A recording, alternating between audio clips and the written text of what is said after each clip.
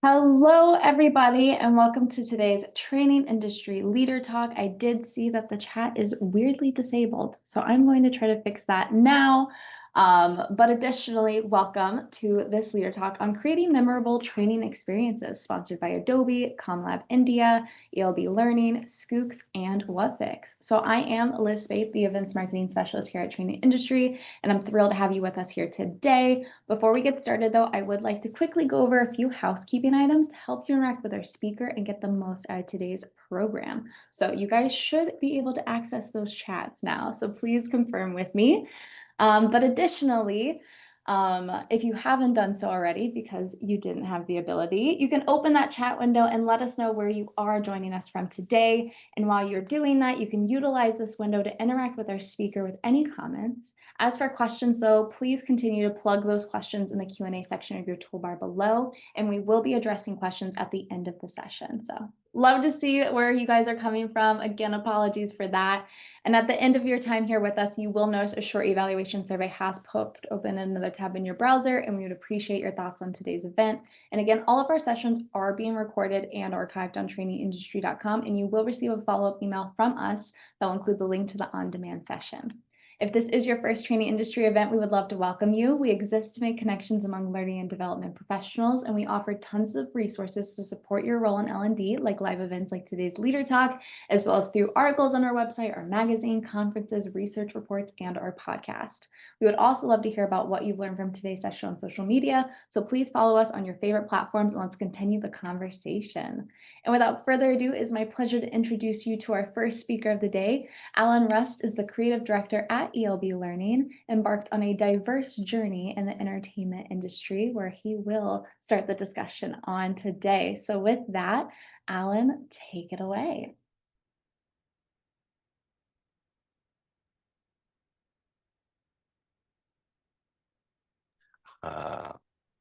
Hopefully that works. Looking good? Perfect. Just need your camera and then you are all good to go. Oh, this is funny. So of course, as soon as I start my slideshow, I can't see my cursor to actually activate that part. Hold on 2 seconds while I get out of here. No worries. There we go. Okay.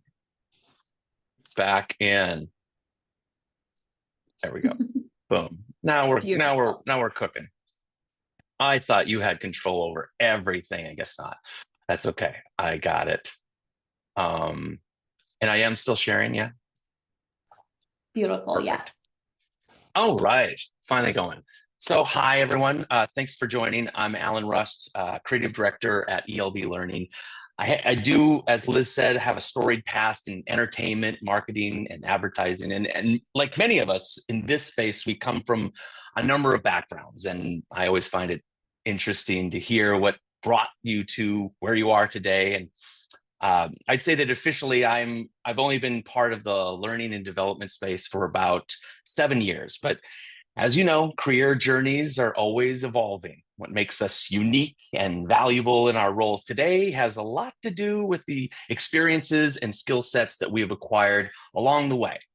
So with that in mind, and because it's all about elevated storytelling, this talk, here's a little background on my journey to ELB Learning.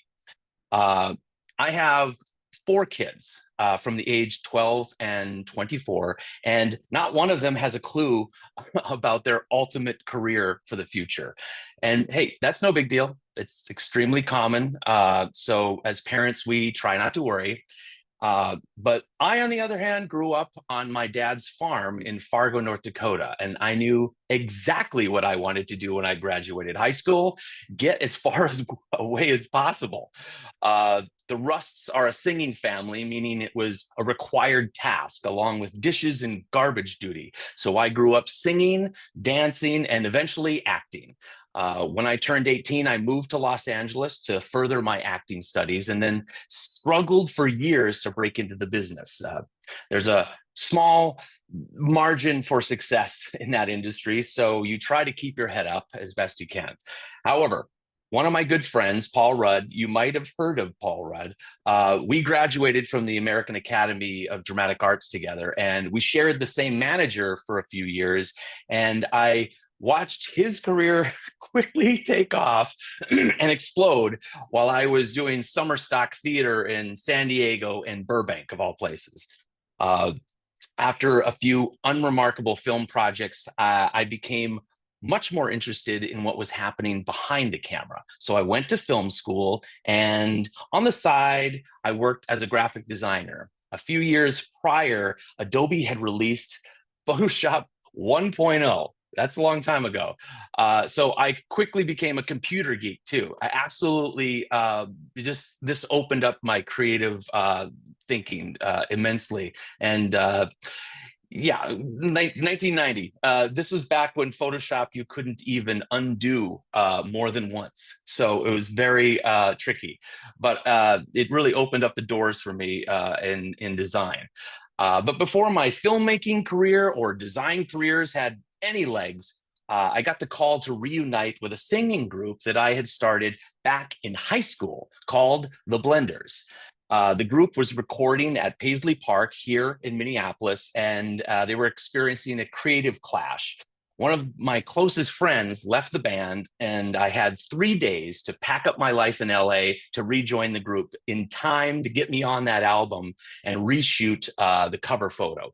That was one of many records we recorded over the years. We toured all over the country. We even had a Billboard hit in other countries.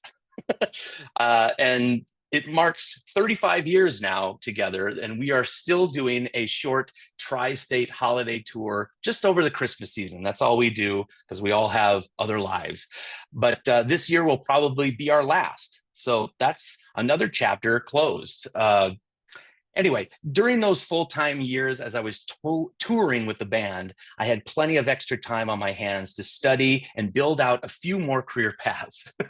Designing albums and websites for the Blenders and other musical acts helped me land a senior art director position at an advertising firm. And this is where I really started diving into animation and interactive builds. Those skills built upon one another and landed me a producer role for the largest independent film and television distribution company right here in Minnesota called Mill Creek Entertainment. Based right here, I worked on everything from DVD authoring, film trailers, promo sites, and finally developing some streaming platforms for the company. Then, out of the blue, in 2015, a gamified learning company called the Game Agency contracted me to produce a promotional video for Intel called Drive a Tank. Intel teamed up with a World of Tanks maker, Wargaming, to produce a worldwide sweepstakes where the winner would be flown out to drive big historical tanks and even crash cars. This was a real trip.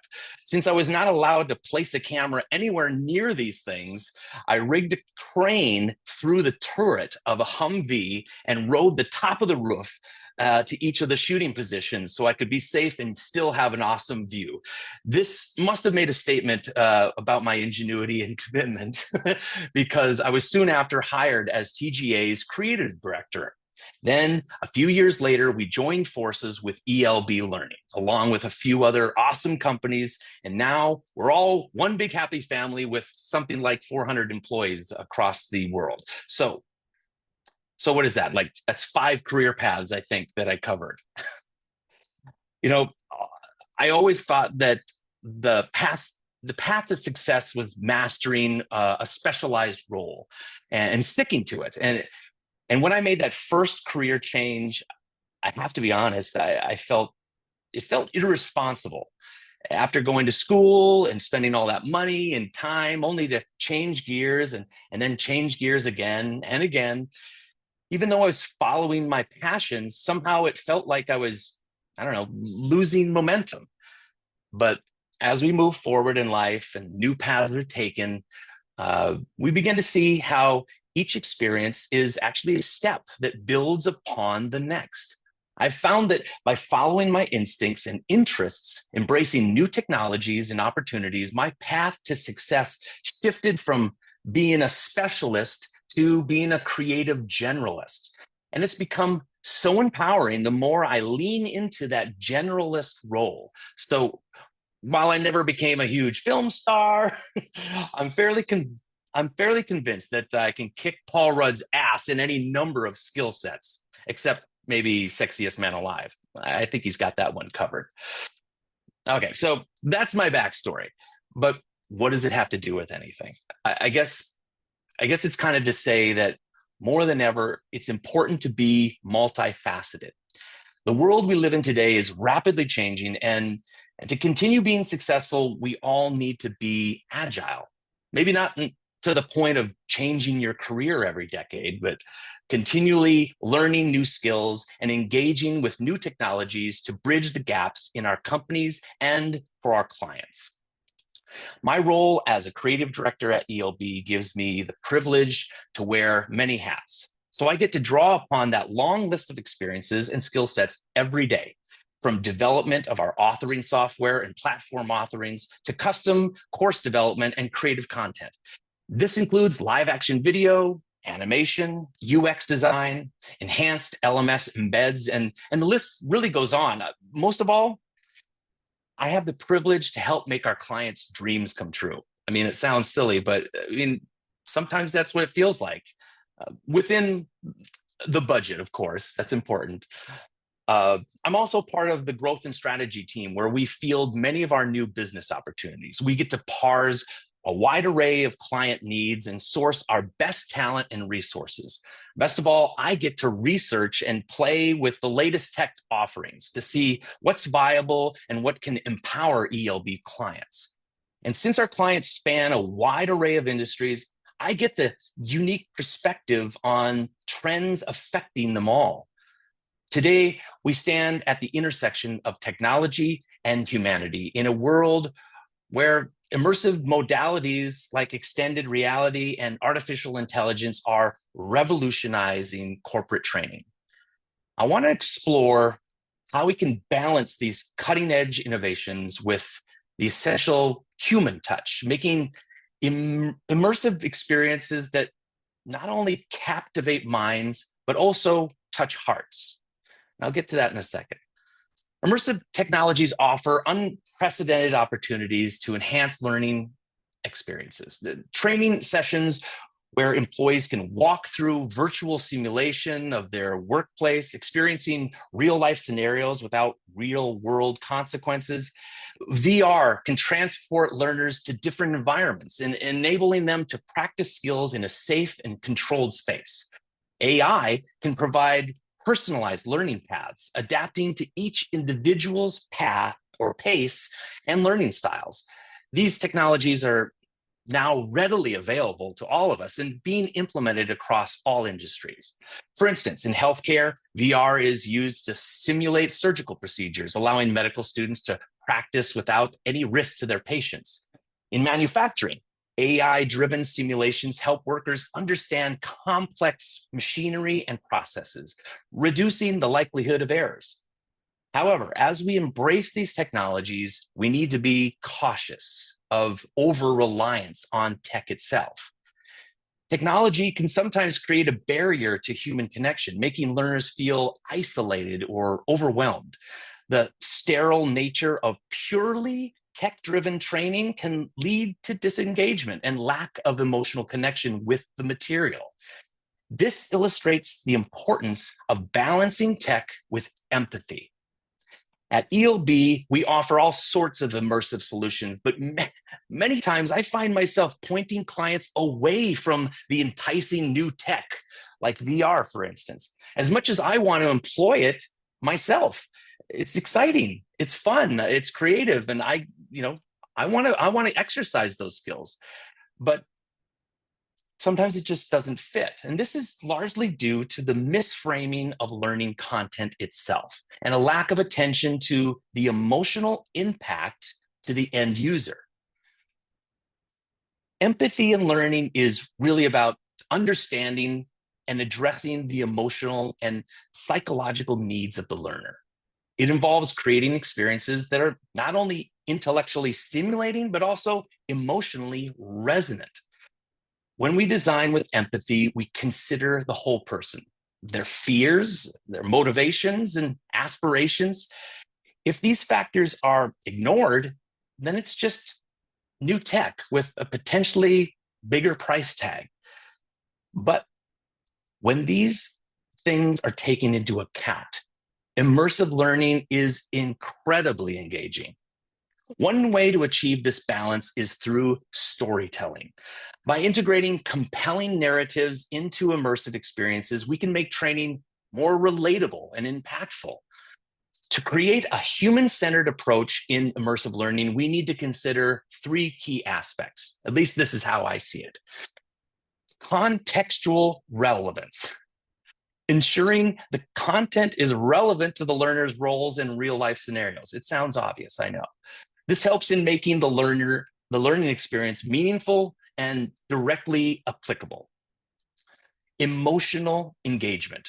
Use elements like storytelling, relatable characters, and scenarios to evoke emotions and build a connection with the material. And then there's personalization. One example would be leveraging AI to tailor learning experiences to the individual's needs. An example, ELB has begun incorporating AI into e-learning course development to provide personalized learning paths, and it's a game changer. Modules infused with AI interactions allow independent assessment and feedback geared to each individual's strengths and weaknesses. But what really gets me excited is just how much more engaging everything becomes because it's personalized. You can take existing course content that's fairly bare bones, feed that content in as guardrails, then simply play test and tweak your parameters. If you do nothing else to the content itself, the increasing engagement, well, it's quite stunning, actually. I can't show you our clients' work in this area at this time, but there is a couple. Well, I'll show you one test example that I actually did a screen capture of me doing it. So hopefully I'll scrub through it and I can kind of show you what I did, which probably wasn't that good. But you get it. It's kind of nice to see an example of what I'm talking about if you haven't seen something like this. So right here, this is a little example.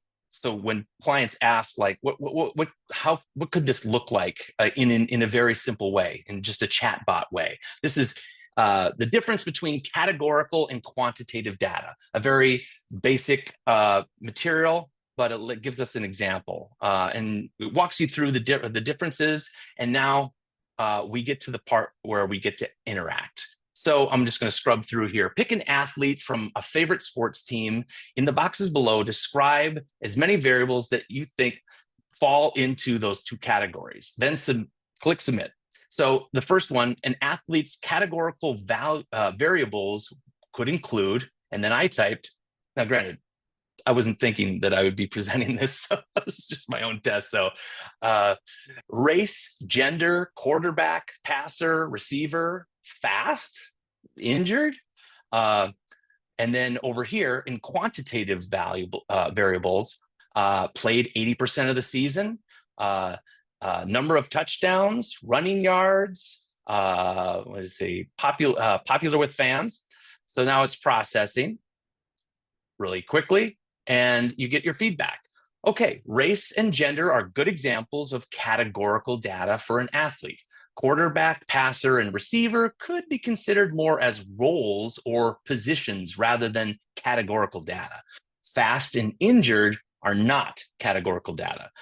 They are more qualities or statuses of an athlete. For future examples, consider characteristics like handedness, playing style, or team captain. This is so fun because this is directly in response to what I've put in there. And it's different every time depending on what I do as an individual. I can go in here and show and see how my answers are increasing in validity. Okay, to the other side, the quantitative data. Good job. The data examples you provided are quantitative and relate relevant to the athletes. To improve, consider adding more specific metrics for running yards, total number of running yards in a season, and touchdowns, number of touchdowns per game. Keep up the good work. I love that there's like just a little positive reinforcement as well. Let's keep going. One more. So stick with our example of athletes and see if you can pick the right category for these two. Choose the right answer. In addition to the answer, put what does it say? Your reasoning behind it. So an athlete's number of minutes appearing in commercials is an example of categorical or quantitative. What did I put? Quantitative. What's my reasoning? Well, again, I didn't know I'd be showing this. It's not very bright, but it's pretty straightforward. And that's something that can be counted or measured. An athlete's jersey number is an example of which? Well, I would say that is categorical. And what's my reasoning? Again, it's used to discern one player from another or call them out from the team. Not too in depth, but here's my feedback. You correctly chose quantitative as the answer. Your explanation that the number of minutes an athlete appears in commercials can be counted and measured aligns with the definition of quantitative data as being numerical in nature. Great job. Okay, great. The next one, your selection of categorical is correct. An athlete's jersey number is indeed an example of categorical data because it represents the label or category assigned to the player for identification purposes rather than numerical value. Now, this part, because it's kind of pick or choose the answer, but it feels like it's more on rails, but not really, because I gave my reasoning and it's kind of tailoring its feedback to my reasoning, which I think is just so much more engaging. The first time I played that, would use these examples, we have a few of them, and it just like opened the door. I'm like, wow, what if I use some AI avatars to actually talk while, actually speak these answers. Now you're really feeling like you're one-on-one engaging and learning directly from someone. So this stuff is really exciting and can't wait to use it more. I want to move on to another example in kind of more the AI realm of visual art. And that is unveiling RSV. Allan, this is a game-based learning project we created in partnership with CHEST, American College of Chest Physicians. CHEST is a global association in chest medicine with over 22,000 members who specialize in pulmonary, critical care, and sleep medicine. They focus on improving patient outcomes through education and advocacy. With rising RSV rates, CHEST wanted us to spotlight RSV in a way that fit their broader strategy of developing or delivering bite-sized, impactful education. So we created a 20-minute game-based experience they hoped would feel a bit like the board game Clue. Unveiling RSV is an interactive mystery game that combines storytelling, gameplay, and instructional design. We worked closely with CHEST to clarify the core learning objectives and translate them into gameplay. The result is a single player game where learners act as medical detectives solving a mystery illness at a fictional mansion. The story is divided into 4 acts, each with slightly different gameplay tied to key educational goals.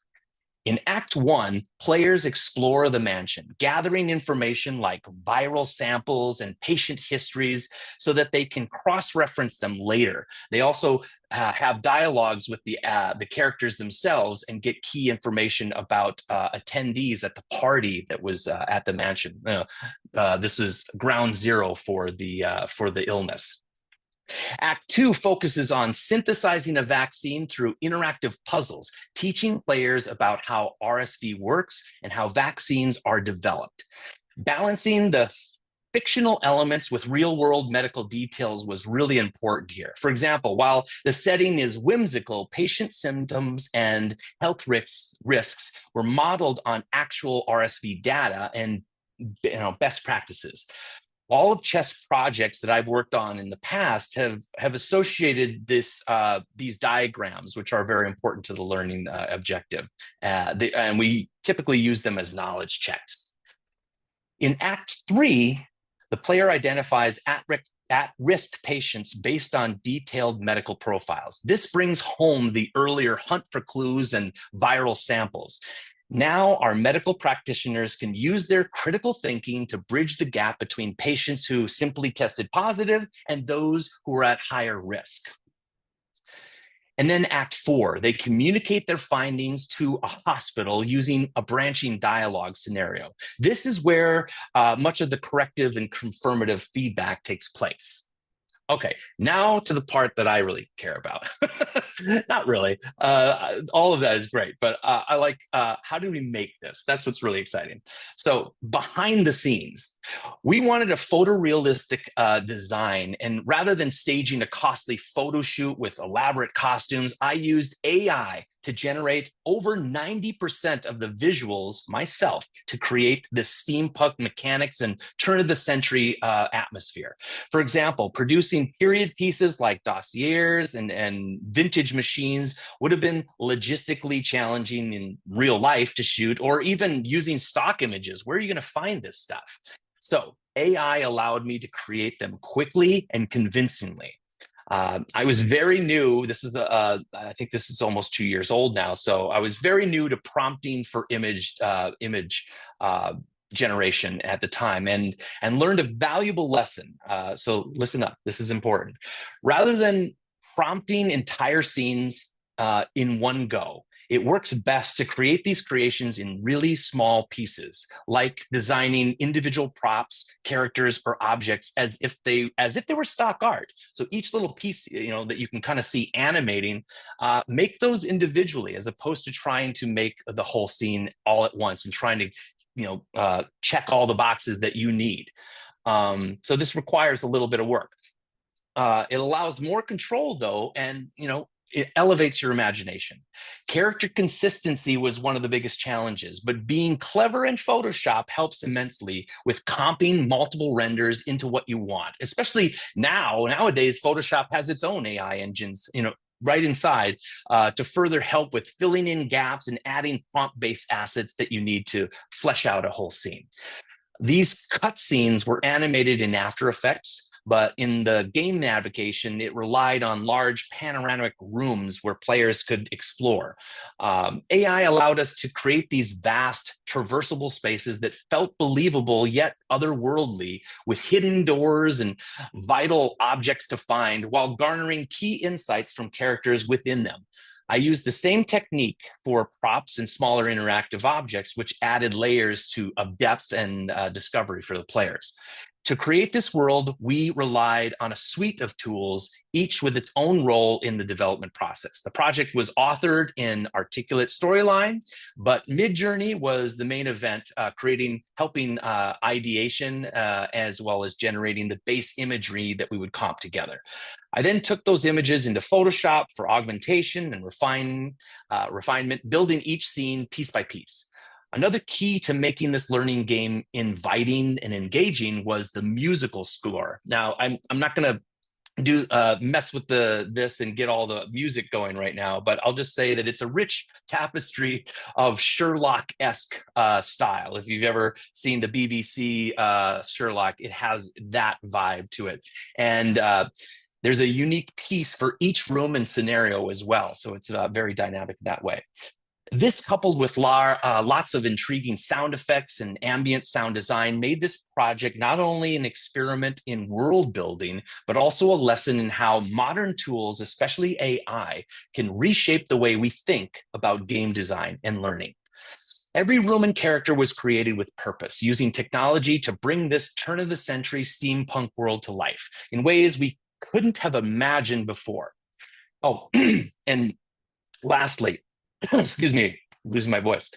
All the voices, as I lose my voice, all the voices and the characters were performed by one person. That was also me. Now, why? Number one, because it's quicker to I'm readily available and I can change the script anytime when the client changes it. And we used AI and a tool called Respeecher to recast my voice print while maintaining the performance. So basically what you get is you get a performance when it comes to, now granted, AI works just fine, like text bots, if you're going to have a very stoic presentation. But these characters had emotions. They had, they had lift in their presentation. It's a performance. So in order to get an AI performance, it made sense to record it and then have AI recast it into a different voice. So this is male, female, young, old, it doesn't matter. You get the same performance, but a plethora of voices to choose from. Now there's several other tools out there that can do this same thing now, but this is what I used at the time. The benefits of this is the quick turnaround, as I said, fast retakes for client changes. I'm going to play a few cutscenes now from other projects where I was the voiceover artist, the sole voiceover artist. And I use the same recasting performance for these characters. I figured this might bring up some conversations of what do these sound like. So let me just take a moment and let you listen to some stuff while I drink some water and get my voice back. Here we go. Microsoft Learn cloud games are breaking the mold. Enjoy the thrill of solving real-world challenges in immersive role-playing games that help you sharpen your technical skills. Like our newest game, Who Hacked? Here at Best for You Organics, we ensure that all our suppliers meet the same exacting standards of the original Jackson family farm, where Abigail and I grew up, because caring is in our DNA.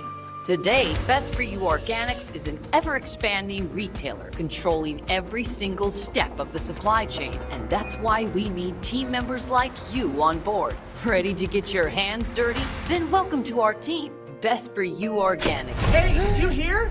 We just got hacked. This could destroy our company, so none of us are going anywhere. Can you spot the hacker? At 9:02 this morning, this landed in my email. Deposit 5 million Monero to the attached crypto address. This is so bad. I knew we should have gotten cybersecurity insurance. Actually, if we had, this would have automatically triggered an outside investigation, and we'd have no control over when the news was leaked. What happens now? We can't afford to let anyone outside this room find out what's happened. Get comfortable, everyone. We're locked in here until Andrea's team finishes their investigation.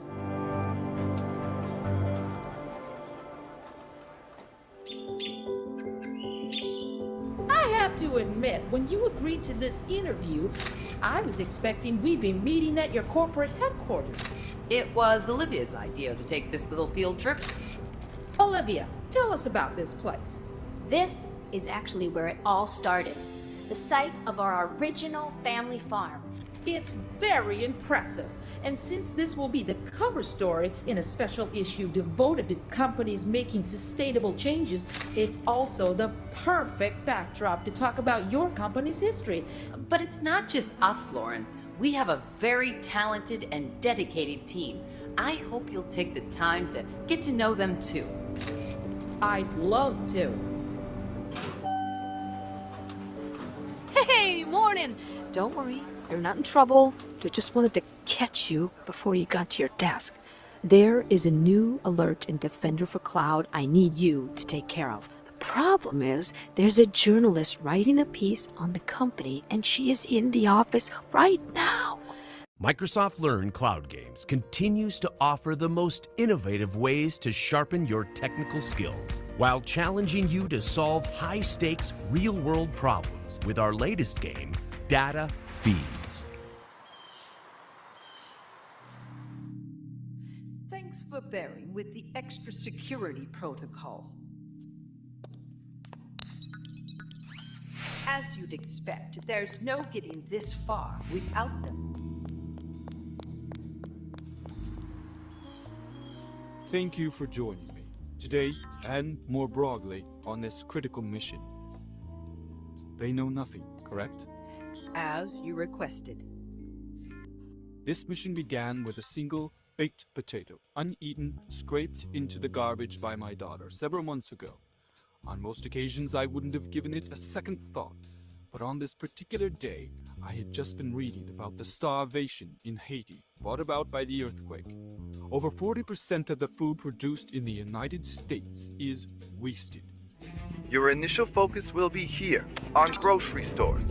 Hospeña's grocery stores are quite antiquated from a data perspective. Your first task will be to simply assemble a model of their purchasing data. From there, you'll build a stepwise bridge towards the ultimate objective of the Preserveron initiative, using data and AI to actually reduce food waste. And create jobs. And generate profits. You haven't a moment to lose. Begin.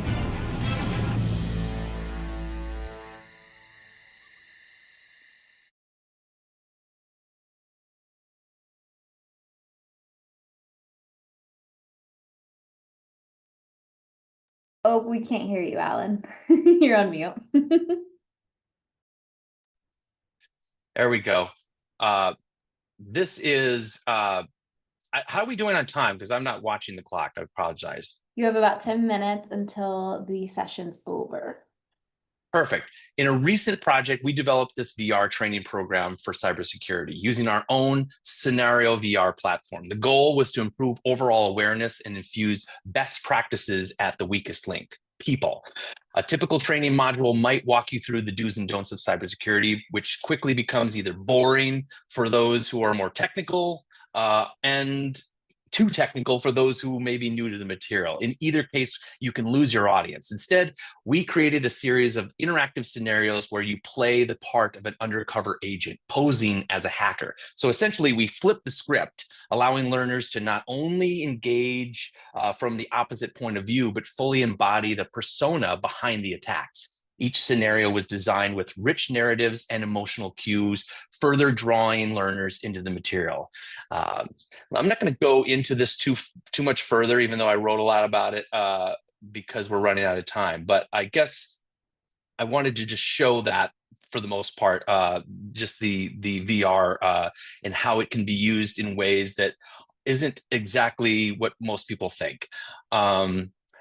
The importance here is that learners lean into this material because I guess they felt that they would lean into this material more because of the framing, because the framing is compelling. And I guess that's the real takeaway. Generating more immersive training has less to do with the tech being implemented and more to do with the framing of your content in a compelling way.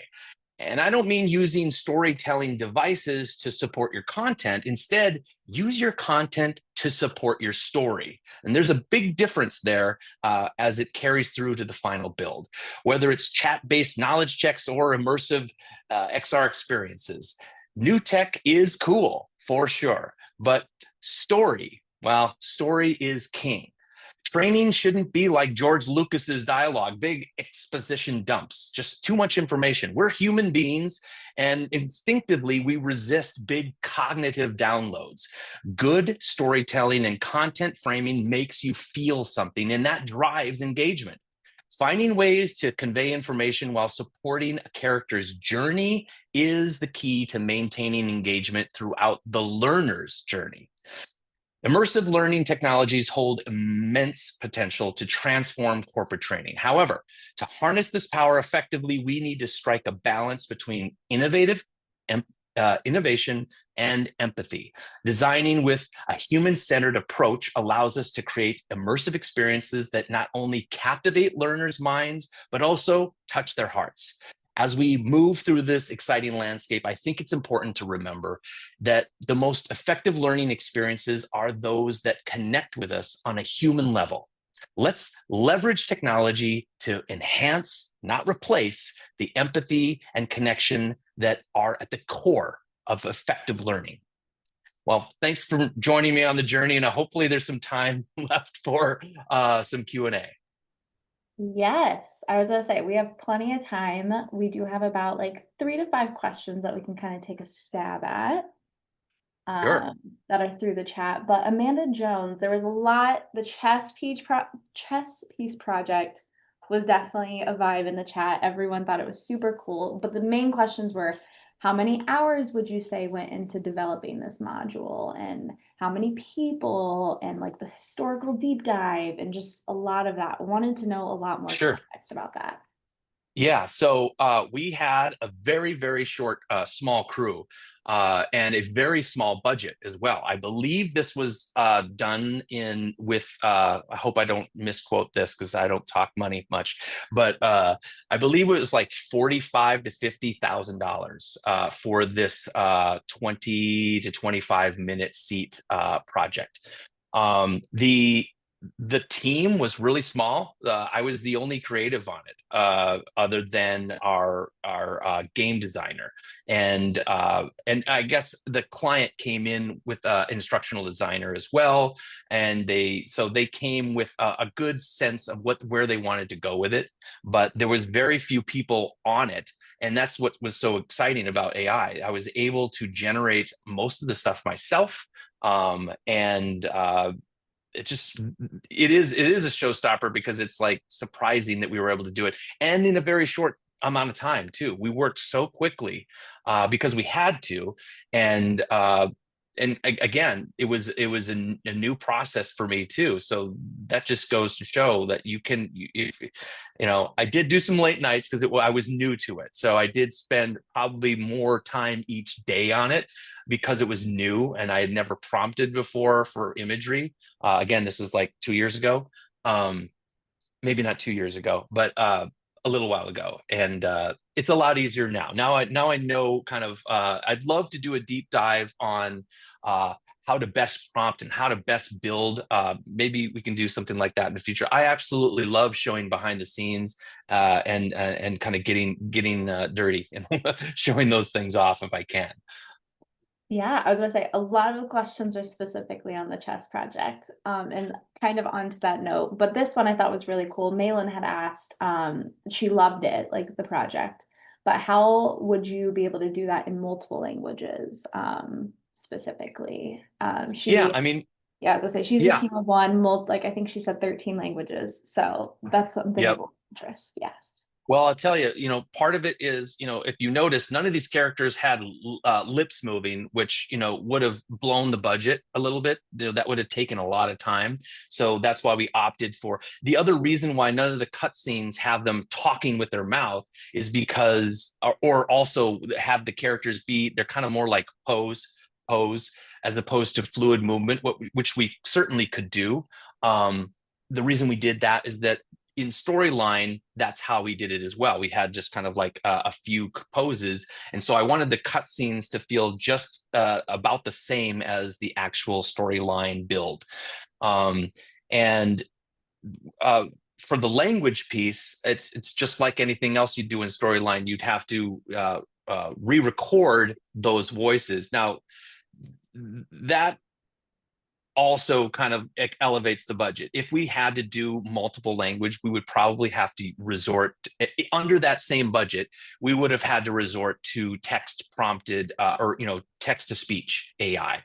You probably wouldn't get the same inflection and the same quirks and character styles that we were going for, but that's what pushed us towards this, allowing us to be a little bit more creative with how they spoke, because we didn't have to do all the languages. But that's how you would probably approach it in that way when it comes to language. Fabulous. And a big question was a lot on like the tools that you used and that kind of stuff. And so we probably only have time for that one question. So I'm going to summarize, what new tools or services are you most interested in seeing in this demonstration? Like, that kind of stuff. What kind of tools? Hold on one second. I'm so sorry. I was reading something from Jessica. She was asking about how long did it take? We didn't say that part. So we did have, I believe it was a 6-week window from concept to execution. We're doing something similar with chess right now, where we're doing an escape room. We did one last year. I would have loved to show that as well, where we did a digital escape room, which was very fun, but also a physical one at the same time. So they would do it at their conference in physical format, and then we'd have a digital component. And balancing that and having to build those at the same time is quite interesting. But what was the question you were saying? I'm so sorry. I shouldn't even look at the comments because I can't listen. Everyone's so excited and happy. Honestly, actually, there's another question. I know I already asked one, but one last question that I think we wanted to touch base on, besides all the cool tools. I think you'll get some pokes after this on more about your tools and stuff. So in the very beginning, when you were showing the example of the LMS, they were asking, was that the ELB LMS? And is these answers feedback created by AI when you were initially with the quarterback and the football, like that demonstration? Oh, yeah, that wasn't an LMS. That was just a one-off build of an AI tool. And I can't take credit for any of that because I wasn't on that. Actually, that was just an individual that put that together, that wanted to showcase what you could do. We have a few of those types of examples. I need to find the link. It's possible that we could share that out for people to test and kind of get a flavor too, and kind of get that wow moment of like, wow, this is so cool to have that back and forth vibe. So I don't know how it's being contained, and I can find that out. But what's interesting, I'm finding out as I poke around more and more that use Google and look for AI tools, because there's so many free trials or even free tools out there where you can code up something like that, where it just works. You don't even need to know how to code anymore. It's great. So you've got an idea, you want it executed, tell the chatbot what you want, and follow it down the rabbit hole, and you've got yourself. I mean, now it's all about your imagination, and we have like these worker bees, AI tools that can execute for us, and it's really, really exciting times right now, for sure. Beautiful. Well, your inbox is about to be full with all these numerous questions that we have to still address, but we are out of time. So is there anything else you'd like to say with the audience before I let them know how to get to our next session? No, just I definitely will field any questions offline, for sure. And just to reiterate that, like, again, these tools are really uplifting and really exciting. Don't get excited about the shiny object and start focusing on the tech. Focus on the goals, your learning objectives, and figure out how those learning objectives can be told in story format, because that doesn't require tech. I mean, as we know, like, you can have a good live instructor who really brings the material to life. That's what you should be focused on, is how to bring my material to life, not the tech, because the tech is, you're going to be able to do that, and someone's going to be able to help you, or AI is going to be able to help you, but really focus on how you're telling your story, because I think that's the most empowering thing. Beautiful. Thank you so much. And as everybody else in the chat, this was a great and inspiring session, Allan. So I am also very grateful, but as well as the chat. So thank you so much. Awesome. Well, take care, everyone. Yes, everyone else who's still here, we have another Allan coming up next, but with an E. So we are going to take about a 12-minute break, and we're going to join Dr. Allan Partridge for his session with Adobe, Intelligent Upskilling, How Tech-Driven L&D Shapes the Future of Work. So in just a moment, I am going to end this session. You can join our next session by returning to the event lobby and going to the session tab. So please stick around for the next session, which will begin at the top of the hour. See you all soon.